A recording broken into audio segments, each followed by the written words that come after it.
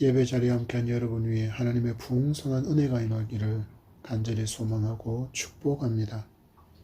주신 요한복음 8장 12절에서 20절의 말씀으로 강의 말씀 계속 이어 듣습니다. 이스라엘과 하마스로 불리는 이슬람 무장단체 간의 전쟁은 연일 이어지고 있는 쌍방 간의 교전으로 군인, 민간인의 희생자의 숫자는 수백에서 수천으로 이제는 수만으로 증가하고 있습니다. 먼저 발발한 우크라이나와 러시아의 전쟁도 여전히 진행 중입니다. 그런데 저는 두 전쟁을 바라보는 세상의 시각이 굉장히 차이가 있다는 것을 느끼고 있습니다. 먼저 시작된 우크라이나와 러시아 전쟁은 이권과 야욕의 침략 전쟁이라는 시각으로 보고 있다면, 이스라엘에서 시작된 전쟁은 마지막 전쟁의 서막으로 보고 있다는 것입니다. 아담과 하와의 범죄 이후로 세상은 죄의 영향력 아래에 있기에 너무나도 많은 전쟁과 참혹한 일들이 역사 이래 끊이지 않고 일어났습니다. 많은 철학자와 사상가가 인간 중심의 유토피아를 제시하기도 했지만, 죄가 사라지지 않은 세상에서 이것은 결국 허망한 기대일 뿐이라는 것을 죄의 속성을 모르는 사람들은 깨닫지도 못하고 또한 이것을 포기하지도 않는 모습을 보게 됩니다. 그러나 그들의 기대와는 달리 그러한 유토피아의 세상은 오지 않습니다. 오히려 시간이 지날수록 인간성은 상실되어지고 죄의 관영함으로 인해서 더욱더 피폐한 세상이 되고 있습니다. 이렇게 설교하면 이런 설교에 대해서 많은 사람이 교회를 향해서 날이선 공격적인 질문을 해옵니다. 그렇다면 종교가, 특히 교회가 통치하는 세상에서는 이런 유토피아가 실현될 수 있다는 말입니까? 그건 사실이 아니지 않습니까? 신학과 교리가 세상을 지배하고 있었던 그 시대에도 전쟁과 참혹한 참상의 사건들은 멈추지 않았습니다. 그러니 교회가 하나님이 예수가 라고 말하지 마십시오 라고 그들은 공격해 옵니다. 거기에 대해서 함부로 우리의 사상과 철학에 대해서도 왈가왈부하지 말라고, 당신들은 이미 실패했으면서 그렇게 말하는 것은 앞뒤가 맞지 않다라고 이야기합니다. 여러분은 이러한 세상의 반박에 대해서 어떻게 말해 주실 수 있겠습니까? 여러분, 교회가 세상을 다스리던 시대에도 여전히 죄가 왕노릇하고 있었다는 것을 기억해야 합니다. 하나님을 믿고 예수를 믿는 사람이 통치하는 세상이 아니라 오직 하나님께서 통치하시는 세상이 되어질 때 비로소 이 모든 탐욕과 분쟁과 전쟁과 슬픔의 일들이 멈추게 될 것입니다. 지난주에는 음행한 여인에 관한 판결을 빌미로 예수님을 해치려고 했던 종교 지도자들의 음모가 수포로 돌아가는 것을 보았습니다. 그러나 여전히 예수님을 죽이려는 종교 지도자들과 그들 무리의 완악한 마음까지 사라진 것이 아닙니다. 그 어두운 마음을 빛으로 깨닫게 하려는 주님의 사랑이 오늘 우리에게 주신 말씀입니다. 오늘 주신 말씀의 교훈이 이 시대를 바라보는 눈을 뜨게 하는 힘이고 능력이 되기를 소망합니다. 마지막 시대를 살아가는 우리는 영적으로 깨어있고 어둠의 공격을 볼 수 있는 눈이 있어야 합니다. 그렇지 않으면 양의 탈을 쓴 늑대에게 우리도 미혹되어 그들의 밥이 되고 말 것이기 때문입니다. 성령께서 우리의 마음과 눈과 귀를 열어주셔서 주신 말씀이 하나님의 음성으로 받게 되는 풍성한 은혜와 들은 말씀을 향한 결단이 함께 있기를 간절히 소망하며 축복합니다. 주신 본문 12절의 말씀입니다. 예수께서 또 말씀하여 이르시되 나는 세상의 빛이니 나를 따르는 자는 어둠에 다니지 아니하고 생명의 빛을 얻으리라. 아멘. 주님께서 말씀하십니다. 예수께서 또 말씀하여 이르시되, 이 말씀은 우리가 지난주에 받았던 요한복음 7장 53절에서 8장 11절에서 이어지는 내용이 아닙니다. 그 앞에 있는 예수님을 변호하는 니고데모의 말 그 이후에 이어지는 말씀임을 우리는 주목해야겠습니다. 당신을 생수라고 알려주신 주님이 이제는 당신을 빛으로 알려주고 있습니다. 나는 세상의 빛이니, 헬라어로 에고 에이미 토 포스 코스무라고 헬라어는 기록하고 있습니다. 왜 제가 이것을 읽어드리냐면 바로 예수님께서 당신을 소개하실 때 사용하시는 표현법인데, 바로 하나님께서 모세를 통해서 이스라엘 백성들에게 당신을 소개하실 때 사용하셨던 나는 여호와, 나는 스스로 있는 자의 표현을 그대로 사용하고 있기 때문입니다. 무엇을 말씀하고 싶어 하시는 것입니까? 곧 예수님께서 하나님이신 것을 이처럼 선포하고 있는 것입니다. 이것이 이해하게 되어지면 예수님께서 당신을 목이 마르지 않는 생수를 주시는 분이라는 말씀이 어떤 의미인지를 단번에 알 수 있습니다. 바로 예수님께서 이스라엘 백성을 광야에서 물로 먹이신 바로 그 하나님이시라는 것을 말씀하고 있기 때문입니다. 그래서 하나님께서 광야에서 이스라엘 백성을 불과 구름으로 인도하신 것처럼 메시아이신 주님을 따를 때 어둠에 다니지 않는 빛의 삶을 살아갈 수 있다라고 말씀하시는 것입니다. 나를 따르는 자는 어둠에 다니지 아니하고 생명의 빛을 얻으리라. 참 빛이신 주님을 따라가야만 어둠의 길을 깨닫고 그 길에서 돌이켜 생명의 빛을 얻는 삶을 살 수 있습니다. 여러분, 이스라엘 종교 지도자들을 보십시오. 자신들 스스로가 빛이라 여기며 살고 있습니다. 그들은 백성에게 말합니다. 우리가 율법을 준수하는 것처럼 너희들도 율법을 잘 준수해야 해. 우리가 거리에서 기도하는 목소리 들었지. 그것처럼 너희도 그렇게 살아야 하고 기도해야 해. 그들은 마치 자신들이 빛인 것처럼 말했습니다. 그러나 주님은 저들의 평가와 기대처럼 평가하지 않으십니다. 마태복음 15장 14절 말씀에 그냥 두라. 그들은 맹인이 되어 맹인을 인도하는 자로다. 주님의 평가를 보십시오. 그들을 향하여 맹인이라고 평가하십니다. 우리도 믿음 생활 가운데 조심해야 할 내용이 바로 이것입니다. 우리의 참빛은 앞에서 말씀을 전하는 목사가 아닙니다. 우리의 참빛은 오직 예수 그리스도밖에 없습니다. 이것을 알지 못하면 우리는 결국 말씀을 전하는 사람, 목사를 주목하게 되고 그를 높이고 그를 추앙하며 살게 됩니다.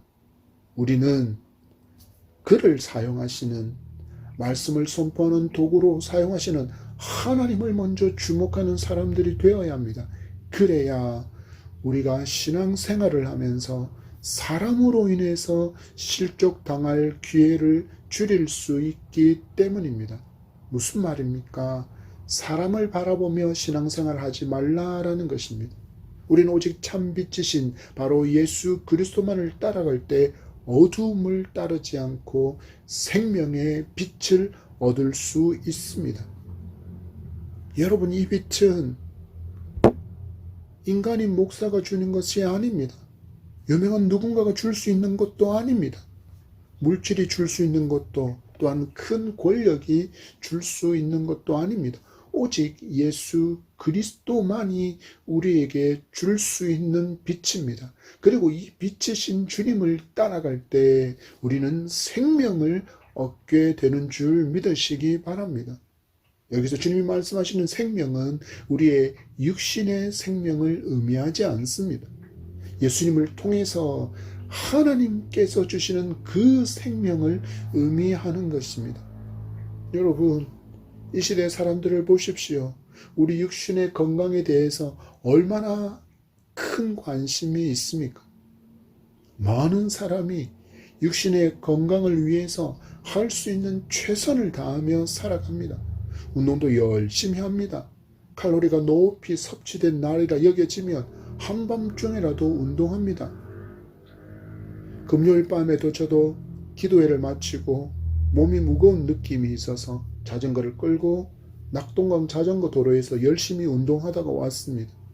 기도회를 마친 시간이니까 늦은 밤입니다. 그런데도 그 길에 많은 사람이 있었고 그 중에는 여자 청년이 혼자 핸드폰으로 음악을 들으면서 가로등 불빛에 의지해서 걷고 있었습니다. 속으로 참 대단하다 했습니다.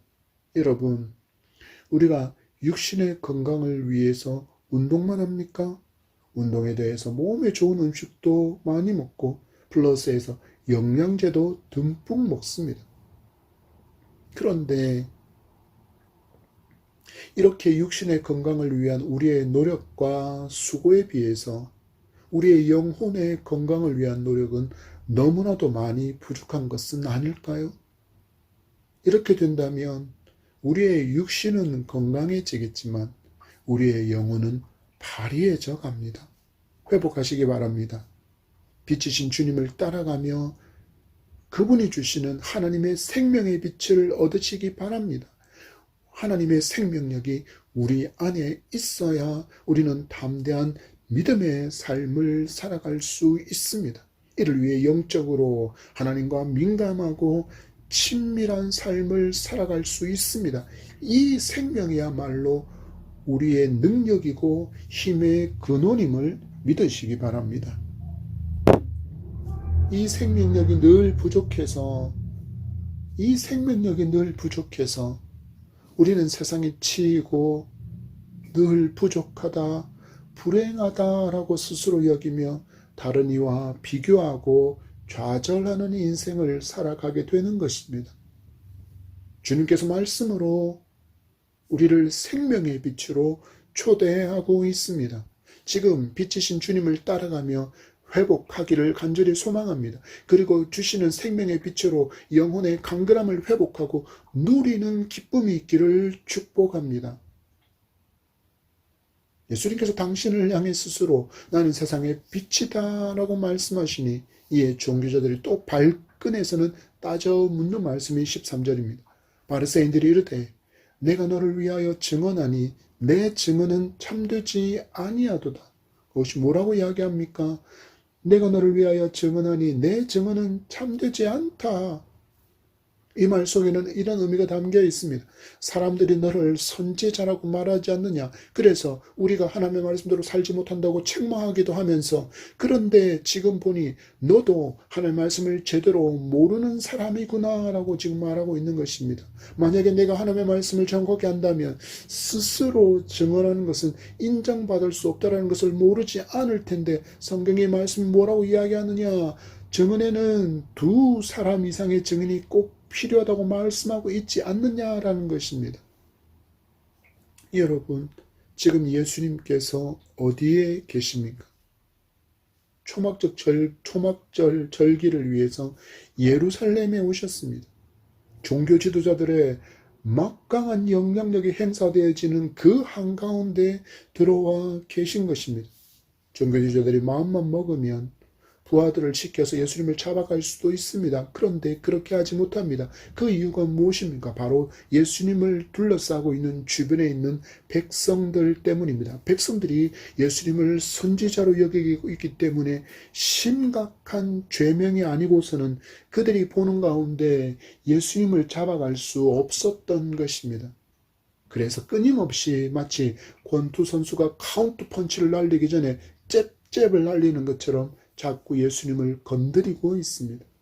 그래서 예수님이 실수로라도 그들의 올무에 걸리기만을 기다리고 있는 것입니다. 그러면서 그들이 뭐라고 이야기합니까? 증인은 스스로 할 수 없다. 두 사람 이상의 증인이 반드시 필요하다라는 율법을 무시하고 있는 것처럼 백성들에게 보이려고 지금 시도하고 있는 것입니다. 여러분, 마귀하고 똑같습니다. 큰 카운트 펀치도 마귀는 성도를 쓰러뜨리기 위해서 준비하지만 이처럼 늘 우리를 미혹하게 하는 작은 미끼들을 큰 함정 앞까지 뿌려놓고 기다리며 그곳에 우리가 빠지기를 기다리고 웅크리고 있다는 것입니다. 이런 작은 미끼 중에 하나가 지난 수요일에도 말씀드린 바로 타협의 신앙입니다. 이 정도는 괜찮아. 그러면서 말씀을 왜곡시켜 자신에게 유리하게 적용합니다. 기억하시기 바랍니다. 그게 바로 죄입니다. 그리고 그 죄를 용서받게 하시려고 예수님께서 십자가에서 죽으셨습니다. 성도는 오직 하나님의 말씀의 가르침에 따라 가라면 가고 멈추라고 하면 멈추는 단순한 삶을 살아야 합니다. 그래야 거룩한 성도로 살아갈 수 있습니다. 14절의 말씀을 보십시오. 예수께서 대답하여 이르시되 내가 나를 위하여 증언하여도 내 증언이 참되니 나는 내가 어디서 오며 어디로 가는 것을 알거니와 너희는 내가 어디서 오며 어디로 가는 것을 알지 못하느니라. 아멘. 종교 지도자들이 네가 스스로 증언하는 것은 문제가 있다고 따져 묻는 것을 주님이 들으시고 그들에게 말씀을 이어갑니다. 내가 나를 위하여 증언하여도 내 증언은 참되다. 이 말씀은 예수님께서 율법을 무시하시기에 하시는 말씀이 아니라 예수님께서 무죄하신 분이심을 알려주시는 것입니다. 요한이 요한복음을 시작하며 예수님을 어떻게 알려주었습니까? 예수님이 말씀이라고 알려주었습니다. 곧 말씀이신 분이 하시는 모든 말과 행동은 오류도 거짓도 있을 수 없습니다. 지금 예수님께서 하시는 말씀의 의미가 바로 이것입니다. 내가 말씀이다. 내가 진리다. 곧 내가 하는 말에는 오류가 있을 수 없다. 내가 빛이고 생명의 빛을 얻을 수 있게 할 수 있다. 내가 하나님이기 때문이다. 라고 말씀하시는 것입니다. 여기에 대해서 주님께서 말씀하십니다. 나는 내가 어디서 오며 어디로 가는 것을 알거니와 너희는 모른다. 예수님은 당신의 기원과 영적인 신분을 분명히 알고 있었습니다. 또한 하시는 모든 말씀이 하나님으로부터 받아서 하시는 말씀이기에 하시는 말씀과 행동에는 바로 성부 하나님께서 함께하고 있다라는 것을 알려주고 있는 것입니다.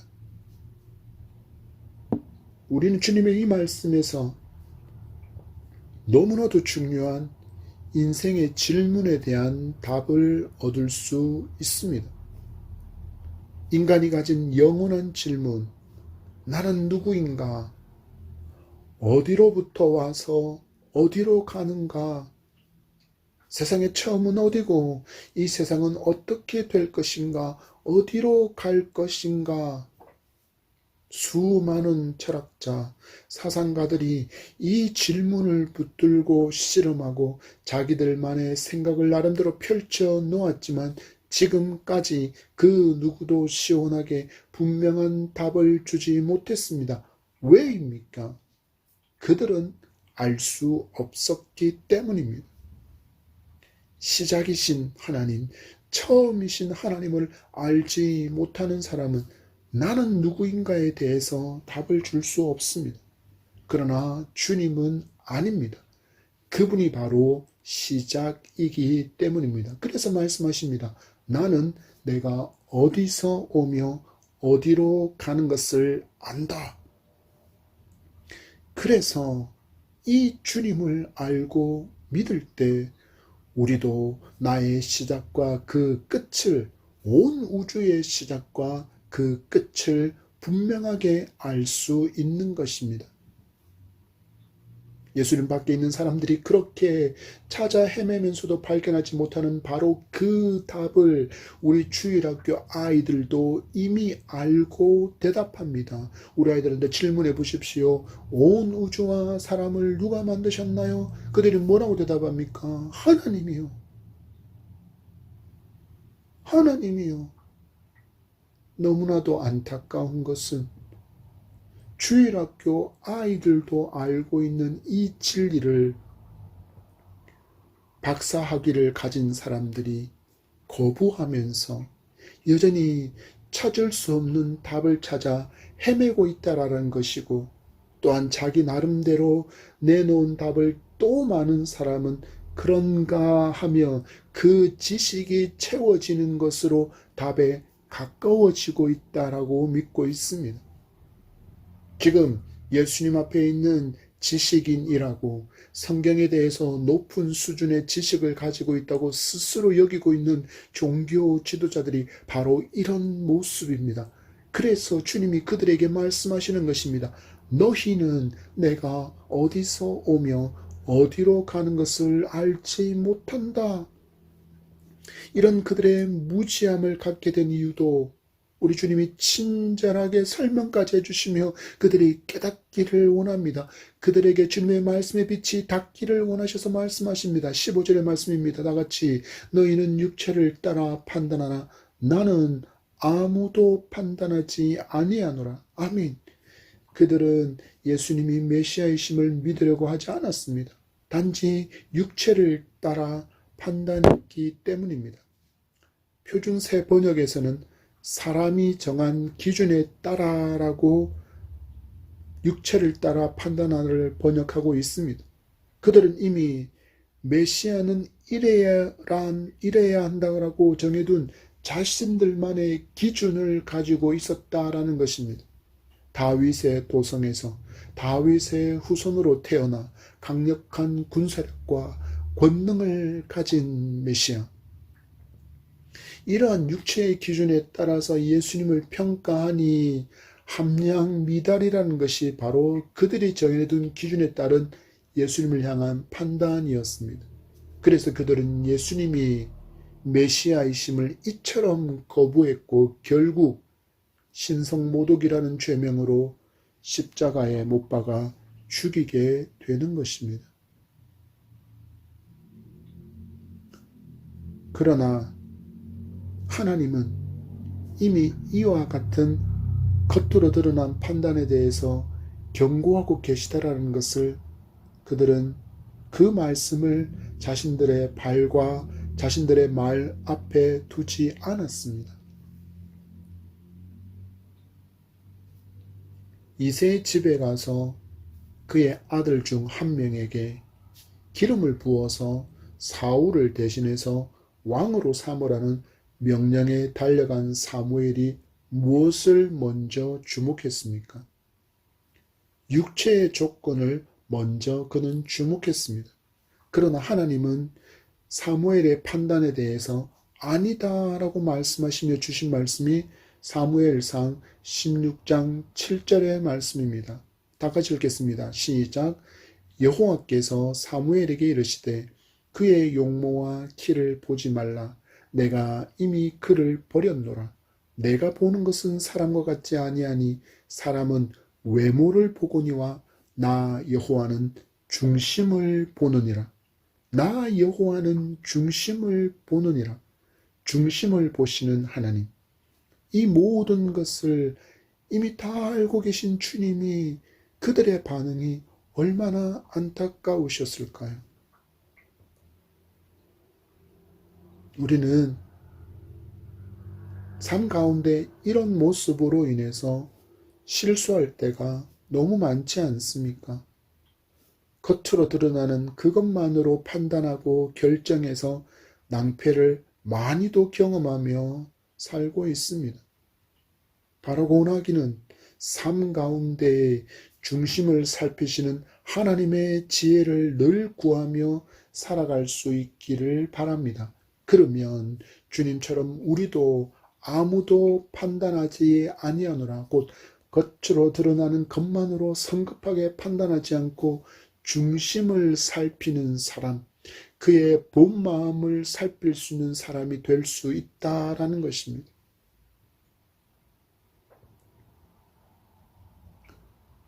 육체의 것으로 자신들만의 기준으로 판단해서 너 스스로 너 자신을 정언하는 것은 율법에 맞지 않다라고 말하는 그들에게 영의 눈을 떠서 볼 수 있는 말씀의 빛으로 주님의 음성이 다시 그들에게 들려지는 말씀이 16절에서 18절의 말씀입니다. 다 같이 시작. 만일 내가 판단하여도 내 판단이 참되니 이는 내가 혼자 있는 것이 아니요 나를 보내신 이가 나와 함께 계심이라. 너희 율법에도 두 사람의 증언이 참되다 기록되었으니 내가 나를 위하여 증언하는 자가 되고 나를 보내신 아버지도 나를 위하여 증언하시느니라. 아멘. 예수님은 거룩하신 하나님이시기에 스스로 판단해도 결코 실수가 없으신 참된 판단을 하실 수 있는 것을 선언하시면서도 율법이 말하는 기준에서도 벗어나지 않았다라는 것을 하나님께서 증언자로 증인으로 함께하고 있다라고 그들에게 알려주고 있습니다. 예수님은 당신의 삶을 이렇게 말씀하셨습니다. 나는 율법을 폐하러 온 것이 아니라 율법을 완성하기 위해서 왔다라고 말씀하셨습니다. 우리는 예수님을 믿은 후에도 분명히 율법에 순종하며 살아야 하는데 많은 사람이 이와 같이 반응하지 못합니다. 그들은 말합니다. 나는 예수님을 믿고 의롭되었으니까 이제 율법에 따르지 않아도 된다라고 가르치는 구원파의 가르침이 얼마나 심각한 오류가 있는지를 우리는 주님의 삶에서 주님이 하시는 말씀에서 발견할 수 있습니다. 주님은 말씀에 순종하기를 힘쓰셨고 늘 하나님과 깊은 교제를 나누며 살아가셨습니다. 예수님께서 하늘 보좌를 떠나서 인간의 몸으로 이 땅에 오셨지만 결코 예수님은 하나님과 분리된 적이 없습니다. 언제나 늘 함께 하셨습니다. 성도의 삶도 마찬가지여야 합니다. 교회를 떠나면, 예배를 마치고 교회 건물을 벗어나면 마치 하나님과 멀어진 것처럼 여기고 하나님의 시선이 차단되고, 그래서 내가 하는 말도 행동도 생각도 하나님은 전혀 모르실 거야 라고 판단하고 행동하며 말하는 것이 얼마나 미련하고 어리석은 생각인지를 분명히 알아야 성도는 모든 삶의 영역에서 거룩한 백성으로 살아갈 수 있습니다. 그래서 코람데오의 삶이라고 성도의 삶을 표현하는 것입니다. 언제나 하나님 앞에 선 성도, 거래처의 사람을 만날 때도, 손님을 만날 때도, 부모와 자녀가 마주했을 때도, 아무도 보이지 않는 그곳에서도 내가 하나님 앞에 서 있다는 진리를 믿고 따를 때 하나님의 생명으로 성도다운 거룩한 빛의 사명도 소금의 사명도 감당하며 살아갈 수 있음을 믿으시기 바랍니다. 이 진리를 무시하거나 일부러 외면하면서 교회 문 밖으로만 나가서 마치 하나님이 계시지 않는 듯이 마음대로 살았던 우리의 죄를 회개합시다. 우리 모두 회개합시다. 이제 우리의 삶이 코람데오의 삶으로 회복되기를 소망합니다. 말씀의 빛으로 깨달으라고 하시는 말씀을 듣고서 더 큰 오해를 하는 바리새인들의 반응을 보십시오. 육체적으로 볼 때 분명히 예수님의 아버지는 이미 죽어서 세상을 떠나고 없습니다. 그런데 아버지가 함께 한다고 하는 말을 듣고는 바리새인들이 또 따져 묻습니다. 19절의 말씀입니다. 이에 그들이 묻되 내 아버지가 어디 있느냐? 예수께서 대답하시되 너희는 나를 알지 못하고 내 아버지도 알지 못하는도다. 나를 알았더라면 내 아버지도 알았으리라. 아멘. 그들이 하는 말에 주님의 대답을 주목해 보십시오. 내 말을 너희는 알아듣지 못하고 깨닫지도 못하고 크게 오해했다. 너희는 내가 하나님께서 보내신 메시아인 것을 알지 못한다. 그러니 어떻게 나를 이 땅에 보내신 하나님을 알겠느냐? 곧 너희가 나를 알기를 원하지 않고 있으니 하나님도 제대로 알려고 하지 않는구나 라고 말씀하시는 것입니다. 이 말씀을 듣고 또 그들이 격동해서 예수님을 잡으려고 하지만 그러지 못했다라고 성경은 말씀합니다. 먼저는 예수님 곁에서 하나님의 말씀을 듣고 있는 백성들이 예수님을 선지자로 여기고 있었기 때문이고, 더 본질적인 이유 하나가 있음을 요한이 알려줍니다. 20절의 말씀입니다. 시작. 이 말씀은 성전에서 가르치실 때 헌금함 앞에서 하셨으나 잡는 사람이 없으니 이는 그의 때가 아직 이르지 아니하였음이라라. 아멘.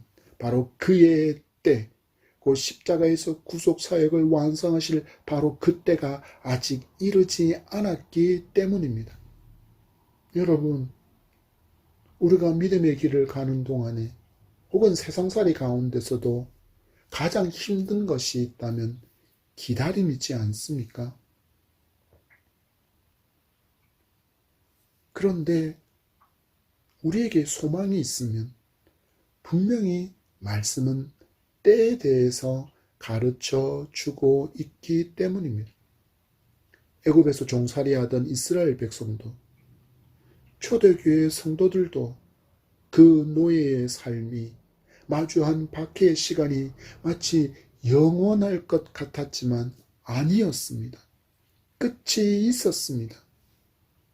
그 힘겨운 시간들, 그 고통의 시간들 속에 너무나도 힘겨웠던 것은, 그 기다림이 힘겨웠던 것은 하나님의 때를 알지 못하기 때문입니다. 그래서 성도는 약속되어진 그 하나님의 때가 이르렀을 때 하나님께서 모든 약속된 말씀을 성취하시는 신실한 하나님이심을 믿고 말씀하신 그 하나님의 때를 인내하며 기다릴 때 구원의 완성을 이루신 주님처럼 하나님의 놀라운 역사가 나를 통해서 일어나게 될 줄 믿고 잘 기다리는 성도가 되기를 소망합니다. 참 그러나 쉽지는 않습니다. 너무 힘겹고 고통스러운 시간이 계속되며 힘도 소망도 다 잃어버리고 주저앉아 버리게 됩니다.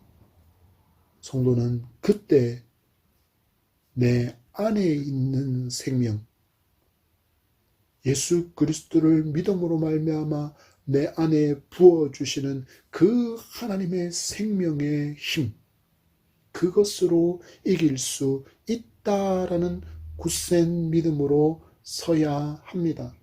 그래야 이길 수 있습니다. 말씀을 맺습니다. 예수님은 하나님이십니다. 그래서 예수님을 따르면 생명을 얻을 수 있고 인생에서 만나는 질문에 대한 바른 답을 얻을 수 있습니다. 주님께서 말씀의 빛으로 우리를 조명하시며 길을 보여주십니다. 우리를 생명으로 초대하십니다. 지금 예수님 안으로 들어오시기 바랍니다. 그러면 그동안 그토록 내 인생에 무거웠던 짐이 한순간에 가벼워지는 것을 경험할 수 있습니다. 왜입니까? 주님께서 다 맡아주시겠다고 약속하셨기 때문에 그것을 실천에 옮기시기 때문입니다. 이 놀라운 은혜를 경험하기 위해서 우리는 예수님을 잘 알아야 하고 하나님을 잘 알아야 합니다. 그리고 잘 알기 위해서는 당신을 우리에게 보여주시기 위해서 건네주신 이 계시의 말씀, 곧 성경을 잘 먹어야 합니다.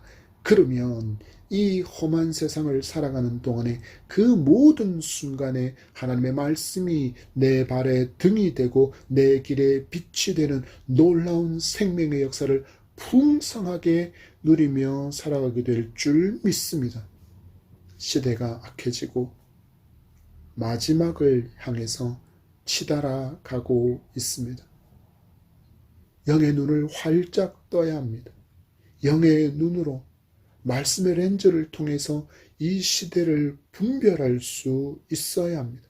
그래야 더 귀한 것을, 더 소중한 것을, 곧 믿음을 더욱 굳게 붙들고 살아갈 수 있습니다.